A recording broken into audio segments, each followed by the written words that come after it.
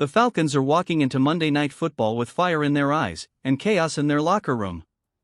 Just days before their biggest game of the season, Atlanta got hit with both hope and heartbreak. A fan favorite is finally back from the shadows, but another name on that list might just change everything. This is the moment where the Falcons either rise together or crumble under the lights. The Atlanta Falcons are heading into their primetime clash with the Buffalo Bills, carrying two things every team fears and craves: good news and bad news.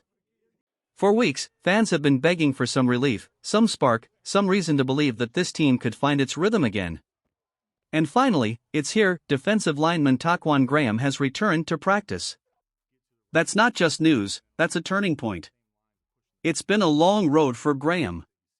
The big man from the trenches hasn't been seen since a preseason calf injury sent him straight to injured reserve. The locker room missed his energy. The defense missed his power. And now, after what feels like forever, his 21-day practice window is opened and he's already a full participant. That's massive. Because when Graham is healthy, he's one of the Falcons' strongest run defenders, a guy who clogs lanes, eats double teams, and brings the toughness Atlanta's front line desperately needs. His return comes just in time, because the Bills are no joke when it comes to balance.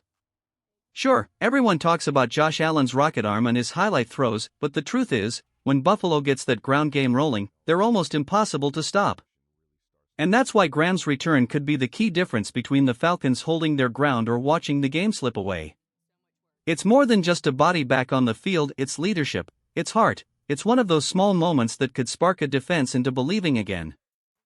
But of course, this is the Falcons, and with every bit of good news comes a gut punch waiting right around the corner. If Taquan Graham's return brought hope, then A.J. Terrell's comeback just lit a spark inside every Falcons fan's chest.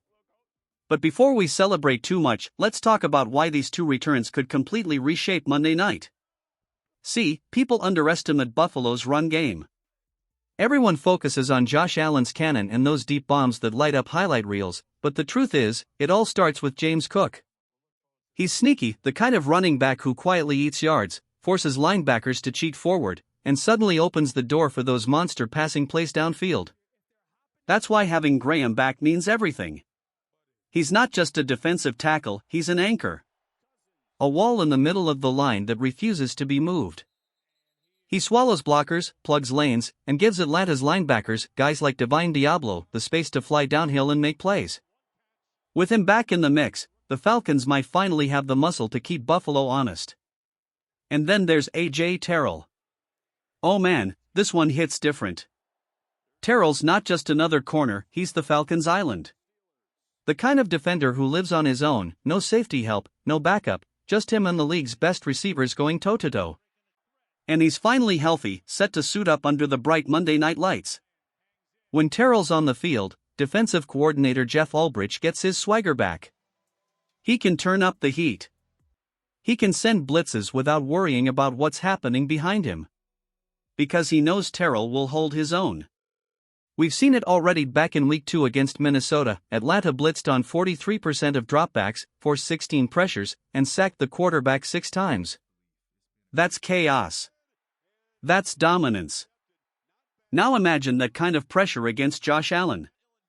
A quarterback who thrives on chaos, but sometimes, when it comes too fast, even he starts to crumble.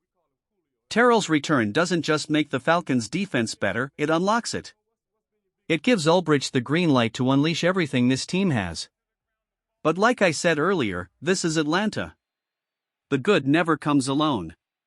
Just when the defense gets its spark back, the offense might be losing one of its brightest pieces, and just when things were finally starting to look good for the Falcons, the air got sucked right out of the room. Because while the defense is healing, the offense just took a hit it couldn't afford. Darnell Mooney, the spark, the speed, the man who stretches defenses until they snap, didn't practice on Thursday. Not even a little.